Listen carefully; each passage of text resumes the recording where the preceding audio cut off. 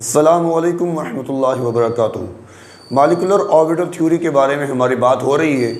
इससे पहले main postulates के बारे में और चंद मॉलिक्यूल के मुताबिक मॉलिक्यूलर ऑर्बिटल डायग्राम पर बात हो चुकी है। आज चंद और मॉलिक्यूल्स के बारे में बात करेंगे। शुरू करते हैं हम बोरान, कार्बन और नाइट्रोजन से। इन तीनों को इकट्ठा इसलिए किया जाता है क्योंकि इन तीनों के अंदर एक ऐसा एक्सेप्शनल बिहेवियर है जो बाकी तमाम एलिमेंट से मौजूद नहीं है। शुरू करते हैं बोरान।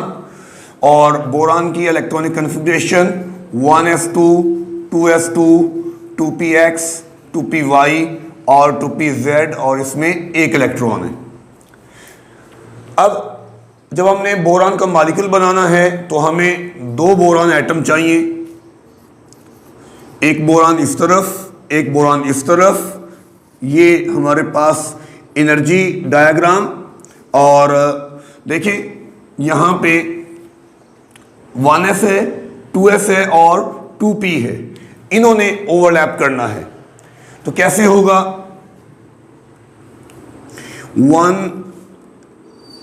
1s के साथ ओवरलैप करने के लिए 2s के साथ ओवरलैप करने के लिए और 2p के साथ ओवरलैप करने के लिए। अब आप नोट करें कि 1s और 1s आपस में ओवरलैप करेंगे तो molecular orbital, bonding molecular orbital और एंटी बॉन्डिंग मॉलिक्यूलर ऑर्बिटल। इसी तरह 2s के साथ ओवरलैप करेगा तो उससे भी बॉन्डिंग मॉलिक्यूलर ऑर्बिटल और एंटी बॉन्डिंग मॉलिक्यूलर ऑर्बिटल। ये 1s है, ये 1s है और 1s के आपस में ओवरलैप करने से ये बनता है सिग्मा 1s और ये बन जाता है सिग्मा स्टार 1s।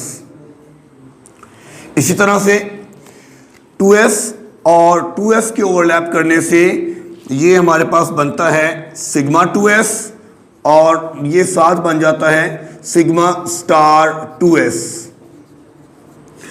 आगे अब चूंकि हम p ऑर्बिटल के बारे में जानते हैं कि p ऑर्बिटल सारे के सारे हेड ऑन ओवरलैप या साइड वे ओवरलैप नहीं करते।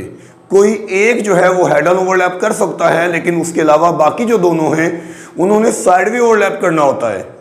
तो इस तरह यहाँ पे पहली दफा आप देख रहे हैं कि मॉलिक्यूलर ऑर्बिटल थ्योरी के अंदर साइड वे ओवरलैप हो सकता है और उसके नतीजे में पाई बॉन्ड बनेगा। अब कौन सिग्मा बनाएगा, कौन पाई बनाएगा, ये तो हमने खुद डिसाइड करना है। चले हम कहते हैं कि px को हम सिग्मा बनाने के लिए यूज कर लेते हैं और बाकी जो दोनों हैं उनको हम पाई बॉन्ड बनाने के लिए यूज कर लेते हैं। अब आपको अगर सिग्मा और पाई का डिफरेंस याद है तो आपको पता है कि सिग्मा जो है ये एक स्ट्रॉन्ग बॉन्ड होता है और इसकी एनर्जी कम होती है। ये लोअर एनर्जी लेवल पे होता है बिकॉज इसमें फोर्सेस स्ट्रांग होती हैं, अट्रैक्टिव फोर्सेस स्ट्रांग होती हैं। On the other hand pi bond comparatively एक वीक बॉन्ड है और इसमें अट्रैक्टिव फोर्सेस की स्ट्रेंथ जरा कम होती है, जिसकी वजह से इसकी energy higher than the sigma bond होती है। लेकिन वो एक्सेप्शनल बिहेवियर जिसकी मैंने शुरू में बात की है वो हमें यहाँ पे देखने में आता है। और वो किस तरह से होता है कि पाई बॉन्ड यहां पे लोअर इन एनर्जी बनता है। दो पाई बॉन्ड बनेंगे लोअर इन एनर्जी और सिग्मा बॉन्ड जो है वो हायर इन एनर्जी होगा। ऑन द अदर हैंड दूसरी तरफ अगर देखा जाए तो यहां पाई और सिग्मा की तरतीब कुछ ये होती है। असूल तो ये होगा कि अगर यहां पाई की एनर्जी कम है तो एंटी बॉन्डिंग की तरफ पाई की एनर्जी ज्यादा होनी चाहिए थी। तो यहां दो तीन प्रॉब्लम्स जो है वो हमें नजर आ गई हैं। एक तो हमने कहा कि यहां जो p ऑर्बिटल है ये दो तरह के बॉन्ड बनाएगा। दूसरा हमने ये कहा कि नॉर्मल बिहेवियर ये है कि सिग्मा की एनर्जी कम होती है, पाई की एनर्जी ज्यादा होती है, लेकिन यहां पे वो ऑर्डर रिवर्स हो गया है। और फिर वो ऑर्डर रिवर्स हो रहा है सिर्फ यहां पे वो चीज अप्लाई नहीं हो रही, यहां पे नॉर्मल ऑर्डर चल रहा है। तो ये क्यों है, कैसे है, इसकी वजह क्या है, इस पर अभी वीडियो में थोड़ी देर में बात करते हैं। फिलहाल हमारे सामने ये 2px है, ये 2py है और ये 2pz है। इसी तरह 2px, 2py और 2pz। इलेक्ट्रॉनिक डिस्ट्रीब्यूशन, अच्छा नाम लिख लें। देखिए ये पाई बॉन्ड बनेगा, लेट्स से कि हम कहते हैं py के मिलने से, 2py के मिलने से, और ये पाई बॉन्ड बनेगा 2pz के मिलने से, और सिग्मा बॉन्ड बनेगा 2px के मिलने से। सिमिलरली ऑपोजिट साइड पे पाई स्टार 2py और ये हमारे पास हो जाएगा पाई स्टार 2pz, और ये हमारे पास आ जाएगा सिग्मा स्टार 2px। तो इस तरह से ये कुछ सारी तरतीब जो है ये हमारे सामने बनती है। इलेक्ट्रॉन्स काउंट करते हैं, 2 इलेक्ट्रॉन यहां पे हैं, 2 यहां पे, टोटल 4 हो गए, 2 इधर आगे, 2 इधर आगे। आगे 2s में 2 इलेक्ट्रॉन यहां पे हैं, 2 इलेक्ट्रॉन यहां पे हैं, 2 और 2 4, 2 इधर आगे, 2 यहां आगे। आगे p के अंदर सिर्फ एक इलेक्ट्रॉन है और वो यहां पे है। तो इसका नतीजा क्या निकलता है कि ये जो 2 इलेक्ट्रॉन हैं ये कहां पे आने चाहिए, ये इन दोनों में आने चाहिए। अब इन दोनों में क्यों, किसी एक में आ जाए, लेकिन नहीं, हमें याद है हुंड रूल ने कहा था कि अगर हमारे पास मोर देन 1 इलेक्ट्रॉन अवेलेबल हैं और सेम एनर्जी लेवल पर मोर देन 1 ऑर्बिटल अवेलेबल है, तो पहले इलेक्ट्रॉन को सिंगल करके जो है वो प्लेस किया जाएगा और उसके बाद उनकी पेयरिंग की जाएगी। तो ये 2 इलेक्ट्रॉन है, तो एक इलेक्ट्रॉन यहां आएगा और एक इलेक्ट्रॉन यहां आएगा। तो इस तरह से ये सारी तरतीब जो है ये हमारे सामने मुकम्मल हो जाएगी। तो इसका बॉन्ड ऑर्डर क्या है वो निकालते हैं। जो पुरानी बातें हैं वो जरा जल्दी से कर ले। हमें बॉन्ड ऑर्डर का फॉर्मूला याद है, bond order is equal to the number of electron in bonding molecular orbital. वो कितने हैं बॉन्डिंग में, 2, 4 और 2, 6, और number of electron in anti bonding molecular orbital 2 और 2, 4। तो डिवाइड बाय 2, तो आंसर आ जाएगा 2 divide by 2 is equal to 1। So boron के अंदर एक बॉन्ड बनता है। आप तो कहेंगे 3 बॉन्ड बनते हैं, 3 बॉन्ड बनते हैं कब, जब ये दूसरे एटम से बॉन्ड करती है। B2 इसके अंदर सिंगल बॉन्ड ही एग्जिस्ट करता है और ये चीज एक्सपेरिमेंटली वेरीफाइड है वेपर स्टेट के अंदर। नंबर 1। नंबर 2, जो चीज हमने यहां पे करनी है वो है एनर्जी सीक्वेंस। तो एनर्जी सीक्वेंस उसी तरह से जैसे हमारे सामने डायग्राम में बना हुआ है हम उसे लिख सकते हैं।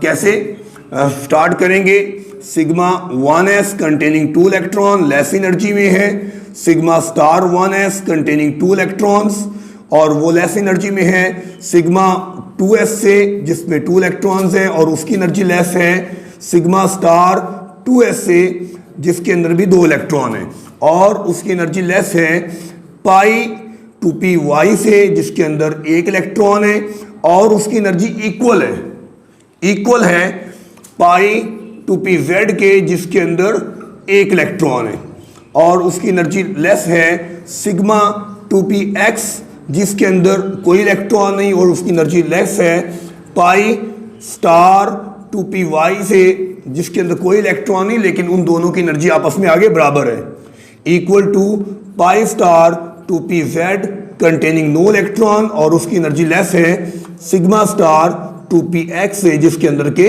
कोई इलेक्ट्रॉन मौजूद नहीं है। तो इस तरह हमने इसकी एनर्जी सीक्वेंस जो है वो मुकम्मल कर ली। नाउ ये ऑर्डर रिवर्स क्यों हो रहा है, तो इसकी वजह दरअसल हाइब्रिडाइजेशन। हाइब्रिडाइजेशन यहां पे कैसे अपना रोल प्ले कर रही है, याद रखें हाइब्रिडाइजेशन एक स्पॉन्टेनियस फिनोमिना है और ये फिनोमिना खुद ब खुद हो जाता है। अब क्यों होता है? तो हाइब्रिडाइजेशन असल में इसका इन्हिसार होता है एनर्जी डिफरेंस के ऊपर। जितना अगर एनर्जी डिफरेंस स्मॉलर होगा तो हाइब्रिडाइजेशन होगी, अगर एनर्जी डिफरेंस लार्जर होगा तो हाइब्रिडाइजेशन होना उसके चांसेस कम हो जाएंगे। जैसा कि हम लोग इनर्ट पेयर इफेक्ट से वाकिफ है। इनर्ट पेयर इफेक्ट आप इसको स्टडी करें अगर आपने इसके बारे में पहली दफा सुना है, और अगर आपको पता है तो फिर तो आप जानते हैं कि ये ग्रुप के अंदर जो लोअर एलिमेंट्स हैं उनके अंदर एग्जिस्ट करता है। मिसाल के तौर पर ग्रुप नंबर 4 के अंदर कार्बन में ये कभी भी एग्जिस्ट नहीं करता, या सिलिकॉन के अंदर भी एग्जिस्ट नहीं करता। इसकी जो एग्जिस्टेंस है वो टिन और लेड में जाके होती है, और वो लार्जर साइज एटम है। और दूसरी बात यह है कि बोहर के एटॉमिक मॉडल को अगर आपने पहले स्टडी किया हुआ है तो आपको याद होगा कि उसमें जो एनर्जी का रिलेशन बताया गया था, तो एनर्जी का रिलेशन वो डिपेंड करता है एटॉमिक नंबर पर।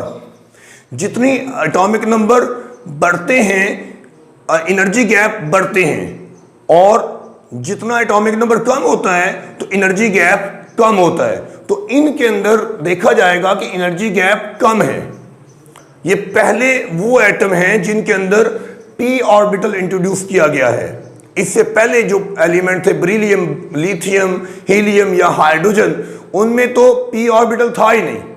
इनमें पहली दफा p ऑर्बिटल इंट्रोड्यूस हुआ है, और इनमें जो एनर्जी गैप है वो बाकी तमाम एलिमेंट की एनर्जी गैप की निस्बत छोटा है, कम है। तो एक याद रखने की बात है कि इनके अंदर स्मॉलर एनर्जी गैप्स है, और इन स्मॉलर एनर्जी गैप्स की वजह से इनके अंदर हाइब्रिडाइजेशन होती है। और कौन सी हाइब्रिडाइजेशन होती है? sp हाइब्रिडाइजेशन होती है। अब sp हाइब्रिडाइजेशन का नतीजा क्या निकलता है? sp हाइब्रिडाइजेशन का नतीजा ये निकलता है कि इसमें जो दो ऑर्बिटल इन्वॉल्व हैं 2s और 2px, इनमें से 2s जो है उससे बनने वाला मॉलिक्यूलर ऑर्बिटल सिग्मा 2s और सिग्मा स्टार 2s, ये और मॉलिक्यूलर ऑर्बिटल जो बनते हैं, ये मॉलिक्यूलर ऑर्बिटल स्टेबिलिटी की तरफ जाते हैं। अभी हम इस रीजन को भी एक्सप्लेन करेंगे। ये स्टेबिलिटी की तरफ चले जाते हैं। On the other hand 2px से बनने वाले मॉलिक्यूलर ऑर्बिटल जो कौन है? सिग्मा 2px और सिग्मा स्टार 2px, ये दोनों अनस्टेबिलिटी की तरफ जाते हैं। अनस्टेबिलिटी की तरफ जाते हैं मतलब हायर एनर्जी चले जाते हैं। अब ये स्टेबिलिटी की तरफ आ रहा है, ये अनस्टेबिलिटी की तरफ जा रहा है। हाइब्रिडाइजेशन तो स्टेबिलिटी लेके आती है, मामला है क्या? तो अगर तो आप केमिस्ट्री की अभी बेसिक्स के अंदर हैं तो आप मेरी इस बात को मान लें, लेकिन अगर आपको क्वांटम मैकेनिक्स की थोड़ी बहुत नॉलेज है और आप जानते हैं कि क्वांटम मैकेनिक्स कैसे काम करती है, तो फिर आप मेरी बात समझ लेंगे। असल में होता यह है कि जब S और P मिक्स कर जाते हैं तो उसकी वजह से S का एरिया वाइडन होता है और P का एरिया जो है वो क्या हो जाता है? वो शॉर्टन हो जाता है। क्यों? क्योंकि S में मिक्स किया है P, और P जो है वो लार्जर साइज है और S खुद स्मॉलर साइज है। तो छोटी चीज में बड़ी चीज डालेंगे तो वो उसको क्या करेगी? उसको एक्सपैंड करवाएगी। जबकि दूसरी तरफ अगर आप px की बात कर रहे हैं तो px खुद लार्जर साइज का है, उसमें s का कैरेक्टर आना, s कैरेक्टर जो है वो अपने आप को न्यूक्लियस को करीब करने की कोशिश करता है, तो वो px को क्या करेगा? वो उसको क्लोज करने की कोशिश करेगा। और क्वांटम मैकेनिक्स के अंदर जब हम बात करते हैं particle in one dimensional box की, तो उसमें हमें बताया जाता है कि पार्टिकल का साइज एनर्जी पर डिपेंड करता है। पार्टिकल का साइज एनर्जी को इफेक्ट करता है।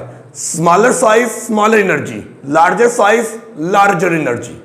तो s ऑर्बिटल वो जो कि छोटे साइज का ऑर्बिटल था, उसमें मिक्सिंग होने की वजह से उसका साइज इंक्रीज करता है और उसकी एनर्जी लेवल इंक्रीज करता है।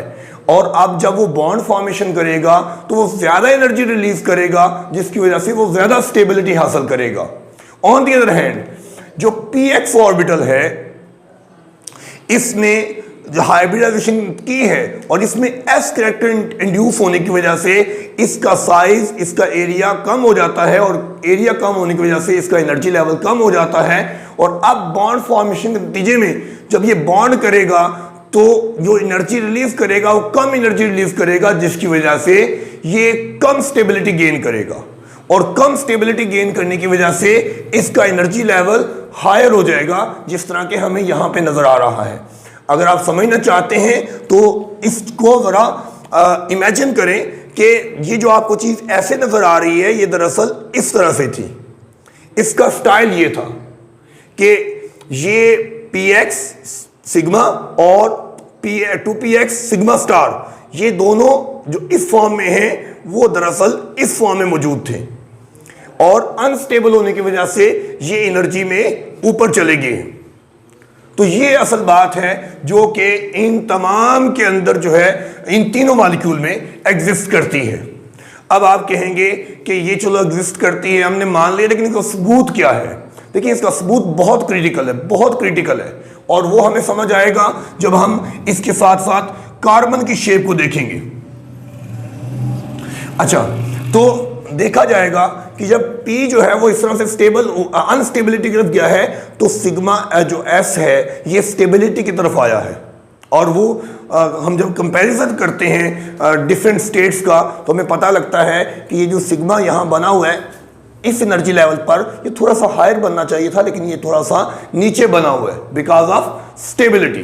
तो ये रीजन उन लोगों के लिए है जो क्वांटम मैकेनिक्स को जानते हैं, और जो नहीं जानते उनके लिए सिर्फ ये बात काफ़ी है जो यहाँ पे मैंने लिख दी है, वो इसी पर जो है वो इत्तेफाक करेंगे तो उनके लिए आसान रहेगा। वरना ये अगली बात जो है उसके लिए पहले क्वांटम मैकेनिक्स को समझना ज़रूरी है। तो हम बात कर रहे हैं कि इसका प्रूफ क्या है। तो कार्बन की जरा शेप देखिएगा। अब कार्बन की शेप के लिए मैं इसी में थोड़ी सी चेंज लाना चाहता हूं, लेकिन उससे पहले आप याद रखें कि बोरान के अंदर यहां इलेक्ट्रॉन मौजूद हैं 2 और अनपेयर्ड है। ये एटॉमिक ऑर्बिटल्स हैं और ये हमारे पास मॉलिक्यूलर ऑर्बिटल है, और मॉलिक्यूलर ऑर्बिटल के अंदर हमें अनपेयर्ड इलेक्ट्रॉन नजर आ रहे हैं। तो हम यहां पे पहले लिख लें कि बोरान के अंदर 2 अनपेयर इलेक्ट्रॉन्स हैं, 2 अनपेयर इलेक्ट्रॉन्स हैं, और वो कहां कहां मौजूद हैं? वो मौजूद हैं पाई 2py के अंदर और मौजूद हैं वो पाई 2pz के अंदर। तो ये बात हमें अब काफी है, हम याद रखेंगे अब इसे। अब हम इसमें थोड़ी सी चेंज करते हैं। देखें कार्बन में क्या है कि कार्बन के अंदर इलेक्ट्रॉन होते हैं 6, कन्फिगरेशन होती है 1s2, 2s2, 2px, 2py और 2pz, इस तरह से। और नाइट्रोजन कन्फिगरेशन कर ले। कन्फिगरेशन क्या होती है? 1s2, 2s2, 2px, 2py और 2pz, एक एक इलेक्ट्रॉन आ गया। नाउ अच्छा, एक नजर एक लम्हे के लिए सोचिए जरा, अगर यहां ये फिनोमिना ना हुआ होता, जैसे बोरान में हमने बात की है कि मिक्सिंग हुई है और उस वजह से 2pz जो है उससे बनने वाला 2px के जो मॉलिक्यूलर ऑर्बिटल है वो अनस्टेबिलिटी कर गए।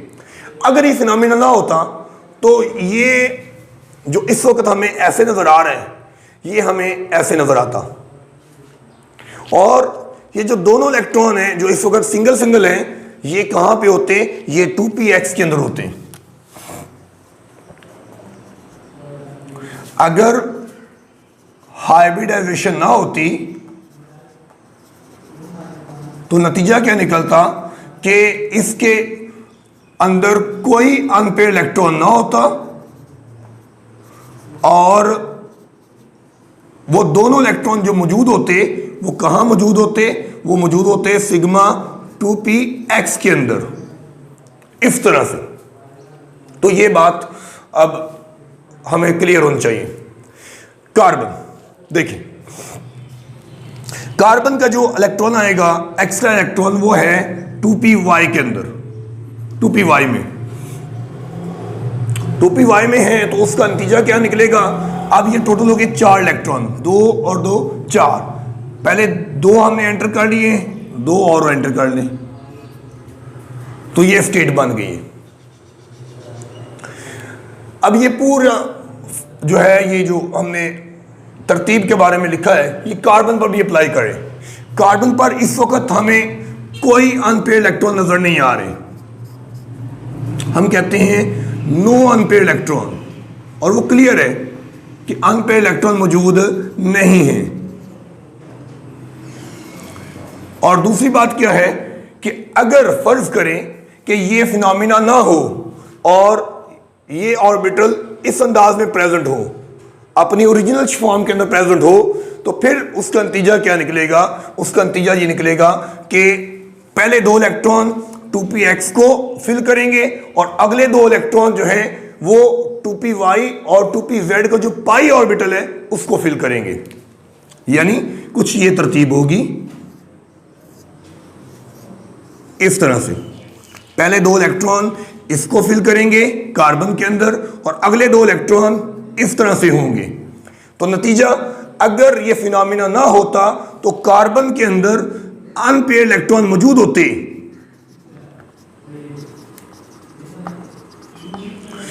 और अब बात करें नाइट्रोजन की, तो नाइट्रोजन में एक और इलेक्ट्रॉन शामिल करना है, तो वो कहां करेंगे? 2pz के अंदर, और वो कहां आएगा? वो यहां आएगा।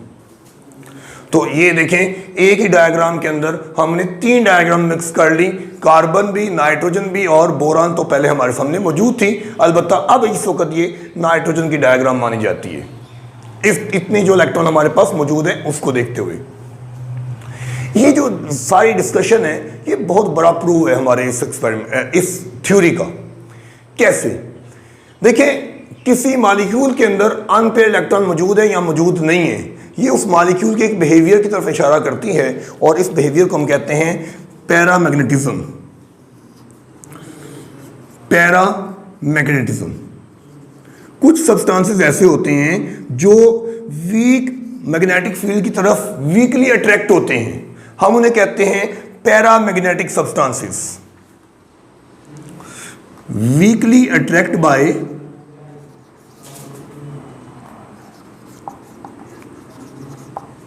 स्ट्रॉन्ग मैग्नेटिक फील्ड, सॉरी मैंने पहले वीक मैग्नेटिक फील्ड बोला है, strong magnetic field.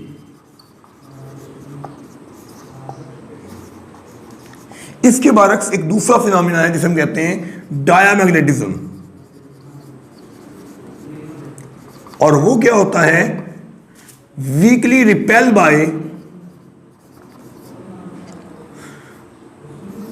Strong magnetic field. Strong magnetic field. अब जरा देखें कि हमारे सामने इसकी जो सिचुएशन बन रही है, पैरामैग्नेटिज्म किसी एटम में तब आता है, किसी मॉलिक्यूल में तब आता है जब उसके पास अनपेयर इलेक्ट्रॉन मौजूद हो। यानी हर वो चीज, हर वो मॉलिक्यूल जिसके अंदर अनपेयर इलेक्ट्रॉन होगा वो पैरामैग्नेटिक बिहेवियर यानी कि वो वीकली अट्रैक्ट होगी toward the strong magnetic field. और जब किसी के अंदर अनपेयर इलेक्ट्रॉन हो, सॉरी पेयर्ड इलेक्ट्रॉन हो, अनपेयर ना हो बल्कि पेयर्ड इलेक्ट्रॉन हो, तो वो वीकली रिपेल करेगा, यानी वो डायामैग्नेटिक बिहेवियर शो करेगा। ये due to the unpaired electron है और ये due to the paired electrons है। सो अब इस चीज को सामने रखते हुए देखें कि बोरान ये पैरामैग्नेटिक है क्योंकि इसके पास अनपेयर इलेक्ट्रॉन मौजूद है, और अगर ये फिनोमिना ना हुआ होता तो इसके पास अनपेयर इलेक्ट्रॉन ना होते और ये क्या होता? डायामैग्नेटिक। ये चीज पैरा को शो कर रही है और ये चीज जो है ये डाया को शो करती, और ये चीज पैरा को शो कर रही, सॉरी डाया को शो कर रही है। और इसी सूरत में ये क्या होता? पैरा होता। अब फैसला बहुत आसान है, एक्सपेरिमेंट्स बता देंगे कौन क्या है, कौन ठीक है कौन गलत है। तो एक्सपेरिमेंट्स ये बताते हैं कि बोरान पैरामैग्नेटिक है और कार्बन डायामैग्नेटिक है। बोरान पैरामैग्नेटिक है और कार्बन डायामैग्नेटिक है। तो इससे प्रूव होता है कि ये वाकयातन यहाँ पे हाइब्रिडाइजेशन का फिनोमिना इन्वॉल्व होता है। और ये जो हमने मॉलिक्यूलर ऑर्बिटल डायग्राम में px मॉलिक्यूलर ऑर्बिटल को रिवर्स किया है, सिग्मा px मॉलिक्यूलर ऑर्बिटल्स की तरतीब को चेंज किया है, ये वाकयातन एग्जिस्ट करती है। तो ये एक बहुत इंपॉर्टेंट क्वेश्चन भी है, पेपरों में अक्सर आता है और एक बड़ा इंपॉर्टेंट फिनोमिना भी है, इसको समझना चाहिए। और इसके बारे में आपको क्वेश्चन हो तो आप उसके बारे में पूछ सकते हैं कमेंट सेक्शन में। आगे चलते हैं और बात करते हैं चंद और मॉलिक्यूल्स की, और उनमें सबसे पहले नाइट्रोजन से अगर आगे चलेंगे तो ऑक्सीजन आता है। तो ऑक्सीजन क्या है? ऑक्सीजन में 8 इलेक्ट्रॉन होते हैं, configuration 1s2, 2s2, 2px, 2py और 2pz। 2 इलेक्ट्रॉन, 1 इलेक्ट्रॉन और 1 इलेक्ट्रॉन। तो हम इसकी डायग्राम बनाएंगे, कैसे? नोट करें, ये हमारे पास एक ऑक्सीजन एटम है, ये दूसरा ऑक्सीजन एटम है, दरमियान में हम ऑक्सीजन मॉलिक्यूल बनाएंगे। नोट करने की बात ये है कि मॉलिक्यूलर आयन यहाँ पे भी बनते हैं, आप उन मॉलिक्यूलर आयन को ट्राई कर सकते हैं, टेस्ट कर सकते हैं, बता सकते हैं किसका मॉलिक्यूलर आयन कैसा होगा, और फिर आप ये भी बता सकते हैं कि कब उनमें डायमैग्नेटिक बिहेवियर होगा, नहीं होगा, पैरामैग्नेटिक बिहेवियर होगा, नहीं होगा, वगैरह वगैरह। वो सारी डिस्कशन जो है वो की जा सकती है। ऑक्सीजन के बारे में देखिए। शुरू करते हैं 1s 1s 1s और 1s कन्फिग्रेशन ओवरलैप करेंगे तो ये बनेगा सिग्मा 1s और ये बनेगा सिग्मा स्टार 1s। इसी तरह से 2s के साथ ओवरलैप कर रहे हैं और उसके नतीजे में ये हमारे पास बन जाएगा सिग्मा 2s और ये बन जाएगा सिग्मा स्टार 2s। और ये हमारे पास क्या है? 2px, 2py, 2pz। और ये हमारे पास क्या है? 2px, 2py, 2pz। ये एक एटम के हैं, ये दूसरे एटम के। तो अब कोई फर्क नहीं पड़ता, अब तरतीब पर कोई चेंज नहीं आता। जो तरतीब नेचुरली हम कर रहे हैं वो वही तरतीब है जिसमें सिग्मा जो है वो लोअर एनर्जी स्टेट पे है और पाई जो है वो हायर एनर्जी स्टेट पे है। सिमिलरली यहाँ पे भी पाई स्टार और सबसे ऊपर जो है वो हमारे पास बनेगा सिग्मा स्टार। तो इसकी तरतीब को याद रखना चाहिए। 2px, 2py और 2pz। ये है 2px, 2py और 2pz। और ये हमारे पास आ गया, ये दरमियान में हमारे पास मॉलिक्यूल है। इसके लेवल्स कौन कौन से हैं? सिग्मा 1s और सिग्मा स्टार 1s और सिग्मा 2s और सिग्मा स्टार 2s। आप लोग आसानी के लिए चाहे तो इस लेवल को छोड़ सकते हैं, ठीक है। बहुत सारी बुक्स ने इसको जो है वो स्किप किया होता है, आप कर सकते हैं। लेकिन ये बात ज़हन में रखनी है कि मॉलिक्यूलर ऑर्बिटल थ्योरी तमाम ऑर्बिटल्स की इन्वॉल्वमेंट को मानती है। ये कहती है कि तमाम के तमाम ऑर्बिटल्स बॉन्ड फॉर्मेशन में हिस्सा लेते हैं। और यहाँ ये हमारे पास बन गया सिग्मा 2px और ये हमारे पास आ गया पाई 2py और ये हमारे पास आ गया पाई 2pz। इसी तरह ये हमारे पास आ गया पाई स्टार 2py और ये हमारे पास आ गया पाई स्टार 2pz और ये हमारे पास आ गया sigma star 2px। No, electron की फिलिंग करेंगे, बहुत इंटरेस्टिंग काम है ये वाला, करना शुरू करते हैं। 1s में 2 इलेक्ट्रॉन्स हैं, 2 इधर डालें, 2 यहाँ रखें, 2 2 4 हो गए, 2 यहाँ आ जाएंगे, 2 यहाँ आ जाएंगे, बात खत्म। यहाँ भी 2 इलेक्ट्रॉन है, यहाँ पे भी 2 इलेक्ट्रॉन है 2s के अंदर, टोटल 4 हो गए, 2 यहाँ आ गए, 2 यहाँ आ गए। यहाँ नोट करें 2 3 4, 2 3 4, टोटल 4 इलेक्ट्रॉन है। अब टोटल 8 हो गए, 8 है, 1 2, यहाँ सेम एनर्जी लेवल तो single single, 3 4 5 6, same energy level single single, 7 और 8। तो इस तरह से ये हमारे सामने ये चीज़ आ जाती है। नाउ अगर हम बात करते हैं बोरान की या कार्बन की, तो ये तो स्पेशल कंडीशन पर बनते हैं, नॉर्मली तो ये ऐसे एग्जिस्ट नहीं करते। यानी बोरान डाइएटॉमिक फॉर्म में नेचर में एग्जिस्ट नहीं करती, कार्बन भी डाइएटॉमिक फॉर्म में नेचर में एग्जिस्ट नहीं करती, लेकिन ऑक्सीजन तो डाइएटॉमिक फॉर्म में नेचर में एग्जिस्ट करती है। तो ये एक्सपेरिमेंटली बहुत पहले प्रूव किया जा चुका था कि ऑक्सीजन पैरामैग्नेटिक होती है, और पैरामैग्नेटिक होने का मतलब है कि इसमें अनपेयर इलेक्ट्रॉन होते हैं। और इस चीज को बहुत सारी जो थ्योरीज पहले बन चुकी थी इंक्लूडिंग वीबीटी, कोई भी एक्सप्लेन नहीं कर पाया।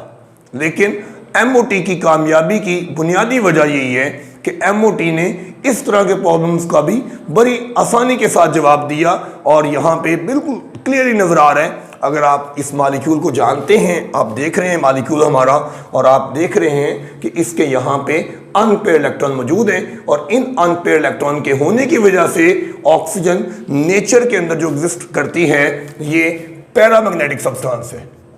It is paramagnetic substance. No, इसके बॉन्ड ऑर्डर क्या है? बॉन्ड ऑर्डर आप निकालना चाहते हैं जरूर निकालें। इनफैक्ट पीछे जो मैंने मॉलिक्यूल्स जो स्किप किए हैं, जिनके मैंने बॉन्ड ऑर्डर्स नहीं निकाले, कार्बन का नहीं निकाला, नाइट्रोजन का नहीं निकाला, उनके आप खुद निकालें, ड्राइव करें उनको। यहां पे भी आप देखें बॉन्डिंग मॉलिक्यूलर ऑर्बिटल में देखें कितने इलेक्ट्रॉन हैं, 2, 2, 4, 2, 6 और 7, 8 और 9, 10। ठीक है, बॉन्डिंग में आप गिन ले, टोटल 10 हैं।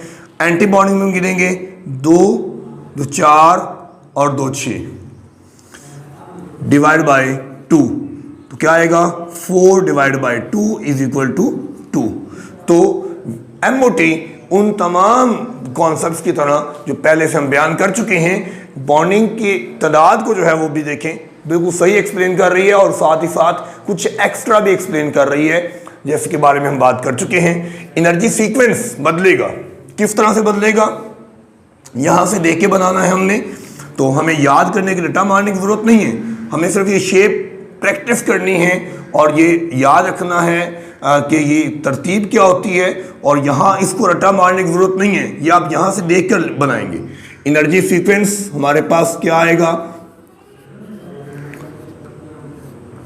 उसमें sigma 1s containing 2 electron low energy level, sigma star 1s 2 electron, उससे ऊपर सिग्मा 2s, उससे ऊपर सिग्मा स्टार 2s, और उससे ऊपर